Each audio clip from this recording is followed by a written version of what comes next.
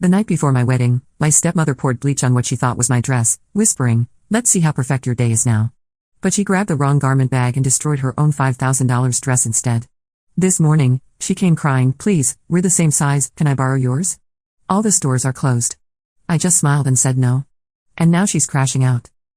Some background: my dad married Helena when I was 16. She's one of those women who has to be the center of attention at every event, and she's never liked me because I remind her that my dad had a whole life before her. My mom died when I was 12, and Helena has always resented that I kept photos of her around the house and that dad still speaks fondly of her memory. Helena has made my life difficult in small ways over the years, forgetting to save me dinner, scheduling family events on days she knew I had important plans, that sort of thing. But she's always been careful to do it in ways that seem accidental or that she can blame on miscommunication. My dad, bless him, loves her and tends to give her the benefit of the doubt. Fast forward to 3 months ago when I got engaged to my boyfriend Dimitri. We've been together for 4 years, and he's absolutely wonderful. When we announced our engagement, Helena's first comment wasn't congratulations, it was asking if she could wear white to the wedding since Ivory would wash her out. I shut that down immediately, but it set the tone for the entire wedding planning process. She inserted herself into everything. She had opinions about the venue: too small, the flowers, too simple, the menu, too ethnic. Apparently serving Greek food at a Greek wedding was limiting our options. She kept pushing for changes that would make the wedding more about what she wanted and less about what Dimitri and I actually liked. The worst part was how she kept trying to upstage me. When I found my dress, a beautiful, simple A-line gown that made me feel like a princess, she went out and bought something that cost twice as much. A $5,000 designer number that was honestly gorgeous but completely inappropriate for a wedding where she wasn't the bride. It was this stunning emerald green silk creation with beading and a train. When she showed it to me, she made sure to mention the price tag 3 times and how the boutique said it was definitely more sophisticated than what younger brides usually choose. I bit my tongue because I didn't want to cause drama before my wedding, but inside I was fuming. This woman was going to show up to my wedding looking like she was headed to the Met Gala, clearly trying to outshine me on my own day. The real problem started during the rehearsal dinner. Helena had been drinking, not heavily, but enough to make her bold. She kept making little comments about how some people don't know how to plan elegant events and how she hoped the wedding photos would turn out well despite the amateur choices we'd made. Then she started in on my dress. In front of everyone, she said, "I just hope Sophia's dress photographs well. Some fabrics can look so cheap in pictures, especially under those harsh church lights." My future mother-in-law, Katerina, looked ready to throw her wine at Helena, but I squeezed her hand under the table. I didn't want to make a scene. After dinner, most people went home, but the wedding party and immediate family came back to my dad's house for a nightcap. My dress was hanging in my old bedroom upstairs. I was staying there the night before the wedding for sentimental reasons, and it seemed easier than transporting it in the morning. Helena had brought her dress over too, since she was getting ready at the house with me and my bridesmaids. The garment bags were hanging side by side in my closet, mine in a white bag with bride embroidered on it, and hers in a plain black bag from the boutique. Around midnight, everyone started heading to bed. I was exhausted and more than ready for the night to be over. I hugged everyone goodbye, confirmed the timeline for the morning, and headed upstairs to get some sleep. I should mention that I'm a very light sleeper, and the old house creaks like crazy. So when I heard footsteps in the hallway around 2 a.m., I woke up immediately. At first I thought maybe someone was using the bathroom, but then I heard my bedroom door open very quietly. I lay there frozen, trying to figure out what was happening. Through my barely cracked eyelids, I could see a figure moving around my room. It was Helena. I could tell by her silhouette and the way she moved. She was being incredibly quiet, tiptoeing around like she was trying not to wake me. My heart was pounding, but I forced myself to stay completely still and breathe like I was asleep. I watched as she went to my closet and very carefully unzipped what she thought was my garment bag. What happened next still gives me chills. She pulled out a small bottle. I couldn't see exactly what it was in the dark, but she opened it and started pouring liquid all over the dress inside the bag. The smell hit me immediately: bleach. I wanted to scream, to jump up and stop her, but I was so shocked that I couldn't move. I just lay there watching this woman try to destroy my wedding dress the night before my wedding. She was muttering under her breath, and I caught fragments: "Perfect little princess. See how perfect. Not so special." After she finished pouring the bleach, she zipped the bag back up, crept out of my room, and I heard her go back downstairs. I lay there shaking, trying to process what had just happened. Part of me wondered if I was having a nightmare, but the smell of bleach was definitely real. I waited about 10 minutes to make sure she was really gone, then got up and turned on the light. I opened my closet, and that's when I realized what had actually happened. The bags had been switched. I don't know if Helena had moved them earlier when she hung up her dress, or if they'd gotten switched when the cleaning lady tidied up, but the bride bag was on the left side of the closet where Helena's bag had been hanging earlier. In the dark, she'd grabbed the bag that was in the position where mine should have been, which was actually her own dress. I unzipped the black garment bag with shaking hands, and there it was, my beautiful, perfect, completely untouched wedding dress. Then I opened the other bag. Helena's $5,000 designer dress was ruined. The bleach had eaten through the silk in several places, leaving gaping holes, and the areas that weren't completely destroyed were stained beyond repair. The beading was falling off where the bleach had weakened the threads. It looked like someone had taken a blowtorch to it. I stood there staring at the destroyed dress, and I'll be honest, I started laughing. Quietly, because I didn't want to wake anyone, but I couldn't help it. The cosmic justice of it all was just too perfect. I took pictures of everything with my phone, then carefully put both dresses back and went to bed. I didn't sleep much, but it wasn't from anxiety about my wedding anymore. I was actually excited to see how this would play out. The next morning, my bridesmaids, Anastasia, Maria, and Penelope, arrived at 8 a.m. to start getting ready. We were all having coffee and getting our hair done when we heard a shriek from upstairs. Sophia! Sophia, get up here right now. We all looked at each other. My maid of honor, Anastasia, raised an eyebrow. That doesn't sound like happy wedding day energy. I played dumb. I wonder what's wrong. Maybe you guys should start on makeup while I go check. I went upstairs to find Helena standing in my room holding the remains of her dress, tears streaming down her face. When she saw me, she immediately started yelling. Look what happened. Someone broke into the house and destroyed my dress. This is a disaster. What am I going to wear to your wedding? We need to call the police. I looked at the dress and gasped dramatically. Oh my gosh, Helena. That's terrible. What happened? I don't know. I came up to get ready and found it like this. There are holes everywhere. Someone must have poured acid or something on it. She was spiraling, pacing around the room and gesturing wildly with the ruined dress. This cost $5,000. $5,000. And now it's completely destroyed. The wedding is in 4 hours. What am I supposed to do? I put on my most sympathetic face. I'm so sorry this happened. That's just awful. Then she stopped pacing and looked at me with this calculating expression that I knew all too well. We're the same size. What? We're the same size, she repeated, and I could practically see the wheels turning in her head. Your dress. I could wear your dress. I blinked at her. My wedding dress? Just for the ceremony. You could change into something else. Or we could find you something simple at the mall. The stores might open early if we call and explain it's an emergency. The audacity was breathtaking. Helena, it's my wedding dress. For my wedding? That's happening in 4 hours. But I don't have anything else to wear. All the stores are closed. Please, Sophia, we're family. This was the moment I'd been waiting for all morning. I looked her straight in the eye and smiled. No. The word hung in the air between us. Helena's face went through about 5 different expressions in 2 seconds. What do you mean, no? I mean no. You can't wear my wedding dress to my wedding. But you don't understand. I have nothing to wear. I can't show up naked. I'm sure you'll figure something out. Maybe you have something in your regular wardrobe that would work.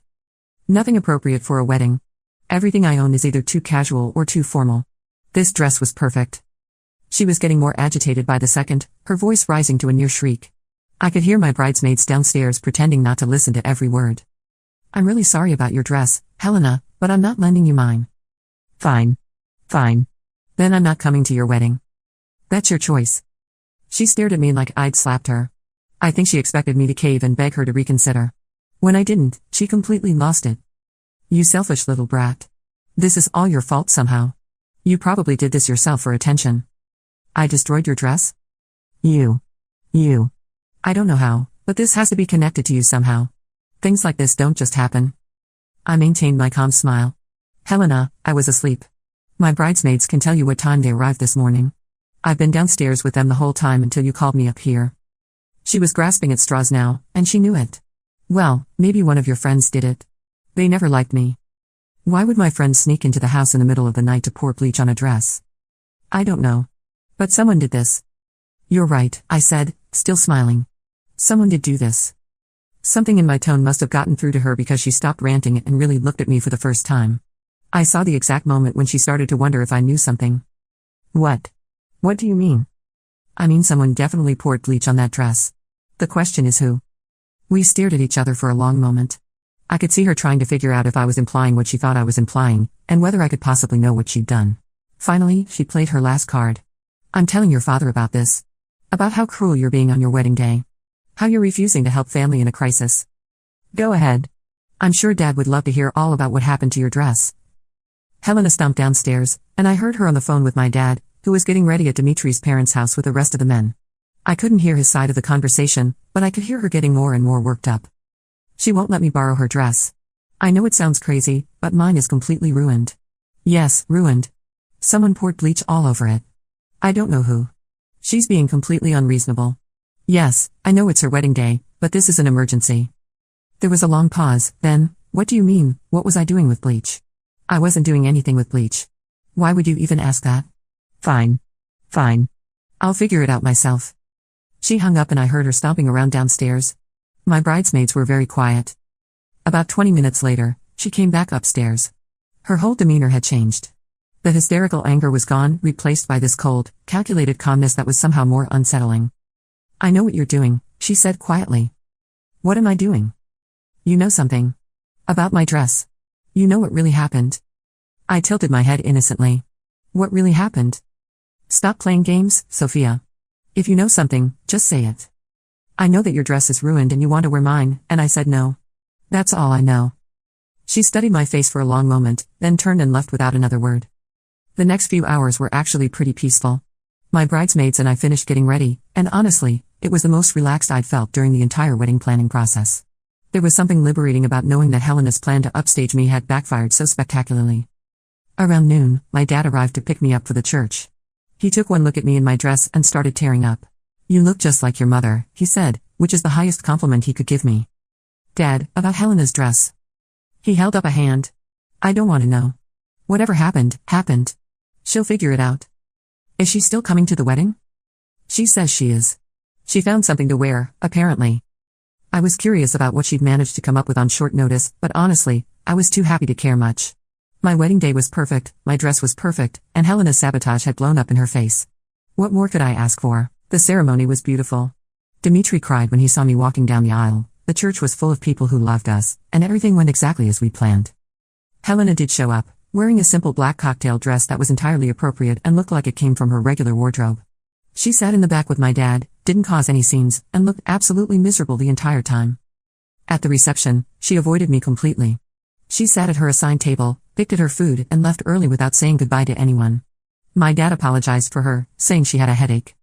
It wasn't until the next day, when Dmitri and I got back from our honeymoon suite at the hotel, that I learned the full extent of Helena's crash-out.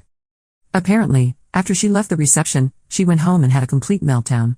She called several family members to complain about how I'd ruined her wedding experience, and how the whole day had been a disaster. She told people that I'd been cruel and vindictive, refusing to help her in a crisis. But here's where it gets really good. She also called her sister Theodora, who she's always tried to impress, and told her the whole story about her dress being mysteriously destroyed. She was looking for sympathy and support. Theodora, who is apparently much smarter than Helena gives her credit for, asked some very pointed questions. Like why Helena was hanging her dress in my room instead of the guest room where she was supposed to be staying.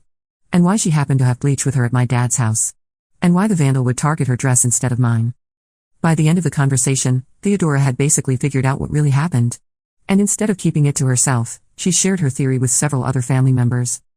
Within a day, the story had made its way through Helena's entire social circle. Everyone was talking about how Helena had tried to sabotage my wedding dress and ended up destroying her own expensive gown instead. The best part?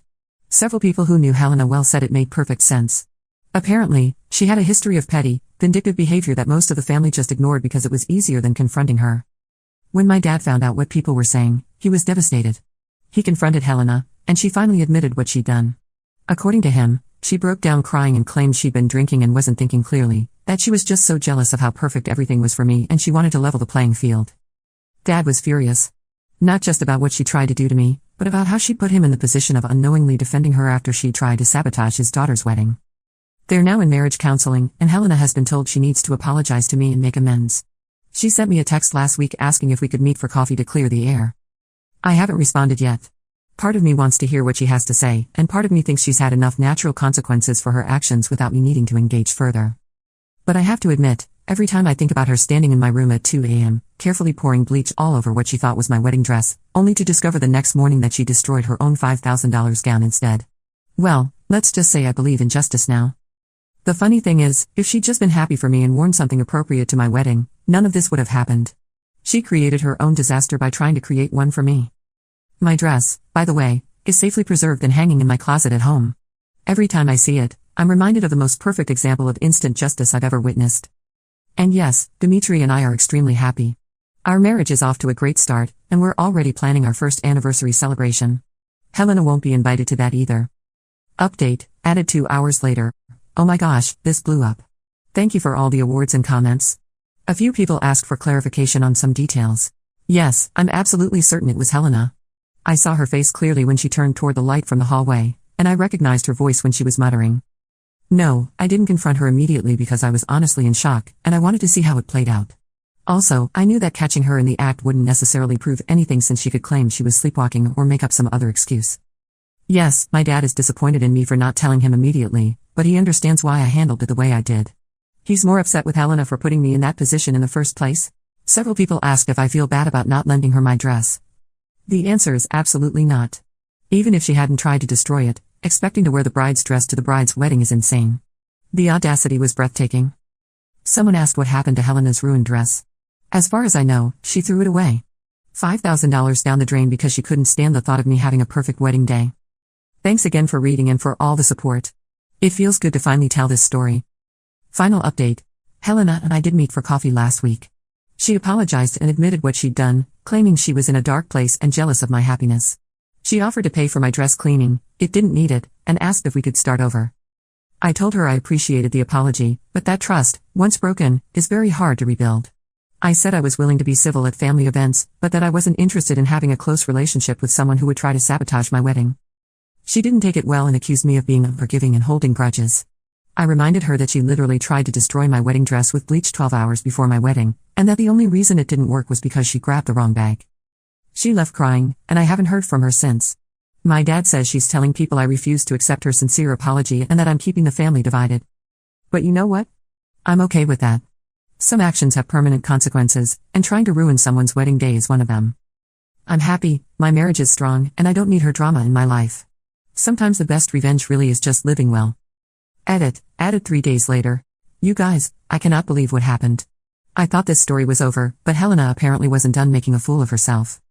So remember how I mentioned that Helena has been telling people I refuse to accept her sincere apology? Well, it turns out she's been doing a lot more than just complaining to family members. Yesterday, my cousin Nikos called me laughing so hard he could barely speak.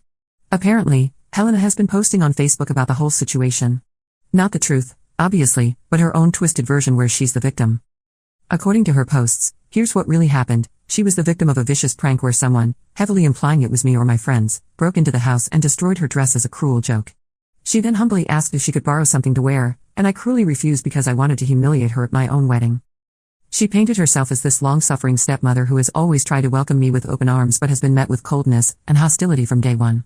She claimed that my jealousy of her relationship with my father has made me vindictive and spiteful. The best part? She posted photos of the destroyed dress with a caption about how some people will go to any lengths to hurt innocent family members and asking for prayers during this difficult time. I was initially furious, but then Nikos sent me screenshots of the comments, and I started laughing instead. Apparently, Helena forgot that social media has a memory, and several people remembered her previous posts about the dress. You know, the ones where she bragged about how expensive it was and how it was definitely more sophisticated than what younger brides usually choose. But more importantly, people remembered her posts from the weeks leading up to my wedding. Posts where she complained about our ethnic menu choices, criticized our amateur decorating decisions, and made passive-aggressive comments about young people not understanding elegance. So when she tried to play the innocent victim, people weren't buying it. The comments were brutal. Helena's own friends were calling her out, with several people pointing out that her story didn't make sense. Why would someone break into the house just to destroy her dress and leave everything else untouched? Why would they use bleach instead of just cutting or staining it? And why would they target the stepmother instead of the bride? But the real nail in the coffin came from an unexpected source, Penelope, one of my bridesmaids, who happens to be friends with Helena's hairdresser. Apparently, Helena had gone to get her hair done the day after my wedding, and she was so upset about the whole situation that she ended up telling her hairdresser the truth. The whole truth. Including the part about sneaking into my room with bleach and accidentally destroying her own dress. The hairdresser, who is apparently a bit of a gossip, had already told several clients about Helena's crazy wedding story before Helena started posting her fake version on Facebook. So when people saw Helena's posts, multiple people already knew what really happened. Within hours, the comments on Helena's posts went from sympathetic to accusatory. People started asking pointed questions about her timeline, her motivations, and why her story kept changing. The final straw came when Theodora, Helena's own sister, commented on one of the posts, "Helena, we've talked about this. Just stop. You're making it worse for yourself." Helena, instead of taking the hint, doubled down. She started arguing with people in the comments, getting more and more defensive, and eventually accused Theodora of betraying family and taking sides with outsiders. That's when Theodora apparently decided she'd had enough. She made her own post, tagging Helena, and laid out the entire truth. She explained how Helena had called her after the wedding, told her what really happened, and how she'd figured out that Helena had sabotaged herself. Theodora's post was respectful but firm. She said she loved her sister but couldn't stand by and watch her destroy her relationships with lies. She explained that Helena needed to take responsibility for her actions and stop trying to make herself the victim. The post got shared dozens of times within Helena's social circle. By this morning, everyone who knows Helena has seen both versions of the story, and it's pretty clear which one people believe. But here's where it gets really good. Helena's boss apparently saw the whole Facebook drama. Helena works as an event coordinator for a high-end catering company. Her job literally involves helping people plan perfect weddings and special occasions. When her boss saw posts about Helena trying to sabotage someone's wedding, followed by Helena lying about it on social media and attacking family members who tried to set the record straight, she was not impressed. Helena got called into a meeting this morning and was told that her behavior reflected poorly on the company's values and reputation. She wasn't fired, but she was put on probation and told that any further personal drama that affected the company's image would result in termination. My dad called me this afternoon to give me the update. He sounded exhausted. Apparently, Helena came home from work in hysterics, screaming about how everyone was ganging up on her and how this was all somehow my fault for turning people against her. Dad told her that she turned people against herself by lying and trying to cover up what she'd done. He said he was embarrassed by her behavior and that if she didn't start taking responsibility and getting help, he was going to consider a separation. That seemed to finally get through to her. According to Dad, she's agreed to individual therapy and has promised to stop posting on social media about the whole situation. She also apparently wants to write me a proper apology letter and is asking if I'd be willing to read it. Honestly, I'm not sure. Part of me thinks she's only sorry because she got caught and faced consequences, not because she actually understands how wrong her actions were. But another part of me thinks that maybe, if she's really willing to do the work in therapy, there might be hope for some kind of civil relationship in the future. Either way, I'm not in any hurry. She created this mess, and she can take all the time she needs to clean it up properly. The funniest part of all this? Several people have reached out to me after seeing the Facebook drama, including some of Helena's former friends who apparently have their own stories about her behavior over the years. It turns out that trying to sabotage my wedding dress wasn't exactly out of character for her. One woman told me that Helena had accidentally spilled red wine on her white dress at a Christmas party because she thought the woman was getting too much attention from the men there. Another said Helena had spread rumors about her marriage being in trouble because she was jealous of the woman's new house. It's like the wedding incident gave people permission to finally talk about Helena's pattern of behavior, and now it's all coming out. I almost feel bad for her. Almost. But then I remember her standing in my room at 2 a.m. with a bottle of bleach, muttering about ruining my perfect day, and the sympathy disappears pretty quickly. Another update, 1 week later, Helena sent the apology letter. It was interesting. It started off well enough, with her acknowledging what she'd done and saying she understood how wrong it was. But then it devolved into explanations about her difficult childhood and how she's always struggled with feelings of inadequacy and how seeing me have everything come so easily triggered her insecurities. She'd also spent a paragraph explaining how the bleach incident was impulsive and out of character for her, which directly contradicts all the stories that have come out about her past behavior. The letter ended with her asking for my forgiveness and understanding and hoping we could rebuild our relationship stronger than before. I showed it to Dimitri, and his reaction was perfect. She's apologizing for getting caught, not for what she did. He's right. The letter was more about making herself feel better than actually making amends to me. I wrote back a short response thanking her for the letter but explaining that forgiveness is a process, not a destination, and that rebuilding trust would require consistent changed behavior over time, not just words. I also told her that while I wished her well in therapy, I wasn't interested in having regular contact while she worked through her issues. I said I hoped she could respect that boundary. She responded with a much shorter letter accusing me of being cold and unforgiving and saying that she'd tried her best to make things right. So yeah, she's clearly not there yet. But you know what? I'm okay with that. I have a wonderful husband, a great life, and I don't need her drama. Sometimes the best thing you can do is just let toxic people face the natural consequences of their actions without trying to rescue them from it. My wedding was perfect, my dress was beautiful, and Helena's plan backfired spectacularly. That's really all the justice I need. Thanks for following this wild ride with me, Reddit. It's been therapeutic to share the whole story and get your perspectives. Here's to justice, and the importance of checking your garment bags before pouring bleach on things.